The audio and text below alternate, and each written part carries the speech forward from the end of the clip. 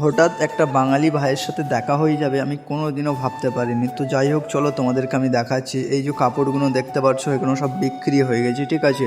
আর এই যে কালো গেঞ্জি পরে আছে, এই ভাইটার বাড়ি তোমার বারাসাতে, মানে এই ভাইটা বাঙালি। আর আমি এখন আছি গুজরাটে। আর এই ভাইটা যত ছাঁট কাপড়, খারাপ খারাপ কাপড় কেনাকাটি করে, গাইস এখানে যত ছাঁট আছে না, ওই ছেলেটা মানে 1,500 টাকা দিয়ে পুরো কিনে নিয়েছে। আর এই বুড়োটা শুধু আমাকে দেখাচ্ছে, মাস্টার এইটা রাখবো, ওইটা রাখবো। আমি বলি ও 1,500 টাকা দিয়ে কিনে নিয়েছি, ওর যেটা ভালো লাগবে সব নিয়ে চলে যাবে।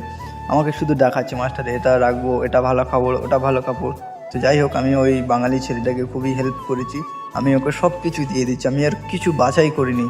যেগুলো ভালো খারাপ সব কিছু আমি বলি তুমি কিনে নিয়েছো, তুমি নিয়ে চলে যাও। মানে ছেলেটাকে দেখে আমার কেমন একটা লাগছে। তো যাই হোক, ওদের গাড়িটা আমি তোমাদেরকে দেখাচ্ছি। দেখো সেই যে নিচেই দেখতে পাচ্ছ, নিচেই ওদের ওই গাড়ি, ওই গাড়ি করে মাল নিয়ে যাবে, ঠিক আছে। আর ছেলেটা মানে কত রোদে কাজ করছে দেখো। এটা হলো আমাদের লিফট। আর ওই যে ছেলেটা দেখতে পাচ্ছ রোদে আবার সাফাই করে দিচ্ছে। আমি বলি থাক ভাই, করতে হবে না। তো গাইস, আজকের ব্লগটা কেমন হচ্ছে কমেন্টে বলো।